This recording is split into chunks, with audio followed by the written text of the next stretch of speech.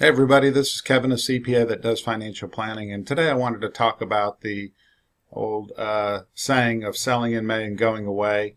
And it's truly market timing. I have some real heavy duty analytical statistical data.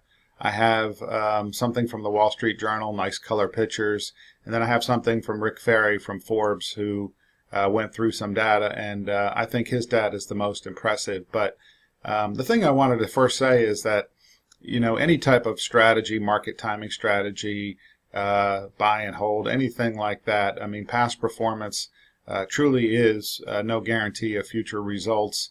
And that's part of the problem is that human beings are always looking for a better way to invest.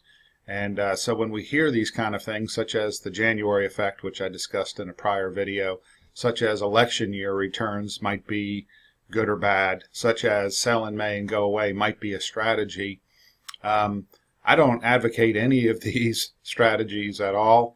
The issue I find, though, is that when markets start to go south, let's say that today someone tells you, hey, I'm going to sell in May and go away, and then you see them again in June and markets are down. You're going to wish that you did it, and then maybe you'll even sell in June because this person will convince you that the summer months are so bad. So I at least want to give you the evidence, but more importantly than even the evidence is to ask the question, what does this data have anything to do with your retirement, your goals? So the first piece I'm going to show you is from Ronnie Shaw, Sell in May, Go Away, Market Timing and Stock Return Seasonality. And so he took a look at some data, and the first piece of data was from the CRSP. This was Kenneth French's data, the CRSP CRISP, they call it 1 through 10, and this is all U.S. based data. And so what he found is that if we look back to 1926 to October 2010, this was written in 2012, that yes, there's certain months that appear to have higher return. Now, is this statistical evidence or is this noise? He goes on to say that he thinks this is just statistical noise. But 1.48 in January, the worst month was negative 0.72%. If you do a rolling 6 months back, 6-month time period, what they found is all 6-month time periods were positive. Not to say that the market's always positive, but when they looked at the data, rolling 6-month time periods were all positive. And so this whole idea of April being the most positive is the reason why the idea of sell in May and go away came about. And this data is saying sell for 6 months. So that would be from May 1st to October 31st. Okay, let me pause it and go to the next. So this is from Nobel Prize winner Robert Shiller, who's pretty famous. Out of sample evidence, and this was looking at non-U.S. returns from 1871 to October of 1926. 1926, that's right. And so this was not in the same time period, this was before. And what they found is that sell in February, because January was the best here, the last 6 months, if you would have sold in February and gone away, it appears you would have had higher returns in that time period. So again, we have data that conflicts. Therefore, let's go to some more simple ideas. And the reason why everybody thought sell in May and go away made perfect sense was the story behind it, the narrative. We love narratives and we love patterns. Was that people in May would leave and go on vacation, and the wealthy investors would all go to the Hamptons and go to the beach. It was a beautiful story. The problem is the data just doesn't seem to back it up. The evidence doesn't. So I'll talk about this last. This is Rick Ferri and some data that was produced. So this was something really simple that the Wall Street Journal did, and this is a different time period. Sell in May and go away. The S&P 500 performance between Memorial Day and Labor Day. Okay, that's the true definition of summer. What they found is that in all summers, Again, it doesn't mean every year it's going to be up or down the market. I'm not making that claim. But all summers averaged, there was a 1% return by investing in equities. Okay, summers when the stock rose, there was an average change of 5.6%. And that was 30 years. So 30 of the years, if you would have been invested in stocks, you would have had a 5.6% average return.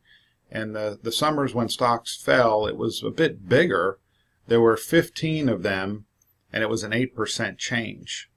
So again, looking at this data, one could argue that, hey, let's sell in May, or let's sell actually on Memorial Day, and then let's buy back on Labor Day.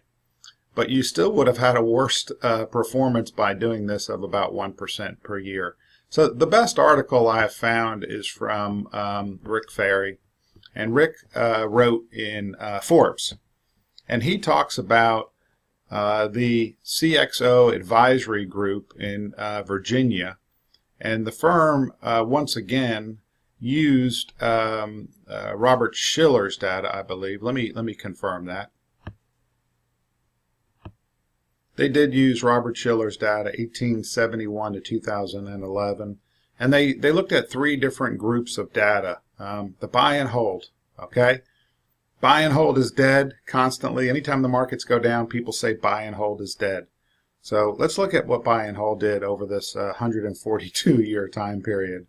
Hold stocks from May to October, and then hold treasuries the remaining 6 months. So we're actually going to do the opposite of sell in May. We're going to buy in May. And then the third one is truly sell in May and go away and hold U.S. Treasuries for the remaining 6 months. And so here comes the chart. It's very, very small. Let me try to blow this up a bit.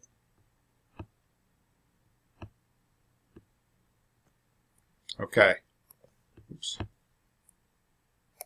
So what we see here is the buy and hold portfolio, and this is a logarithmic chart. So $1 in 1871 becomes over $100,000. The people that sold in May and went away did have a bit higher return. That's the right here. Just got something, an advertisement just jumped on top of my photo. But anyway.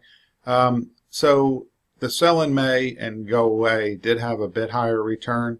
If you actually sold in or bought in May and then went away in November, that was a little bit less of a return. But once again, as always, what we see is that buy and hold is not a good way to invest. It just seems to beat everything else, at least historically. I can't say that it will in the future, but once again, the data does not support the idea of selling every May. I mean, what if I came to you and I said, my strategy is for you to hold stocks for 6 months, sell, and then buy them back again? What day would we sell and buy? Would there be taxable implications? Heck yeah. Would there be trading costs, friction? Heck yeah. And so it's just not a good strategy. But here is the final thing I'd like to tell you, is that if you are an investor and you're investing for 10, 15, 20 years, why would you think about what's the price this year? I mean, why is that so important to us? I know we like short-term performance, but why does that really matter if May through November 1st the stock market goes down a few percent or goes up a few percent? It doesn't matter to our long-term goals. What we care about is the positive returns that we get with risk capital over long periods of time. Most of this data is just the U.S., but if we can put U.S. and world data together, I can tell you that people in Europe and the Far East are not going to the Hamptons over the summer. So if we own all these different asset classes, large, medium, and small, we own bonds, stocks, REITs, I think things are going to probably come out best. I can't say that there's proof of that, but there's a lot of evidence to support that. So thanks so much for watching. I'm Kevin, a CPA that does financial planning. Again, thanks.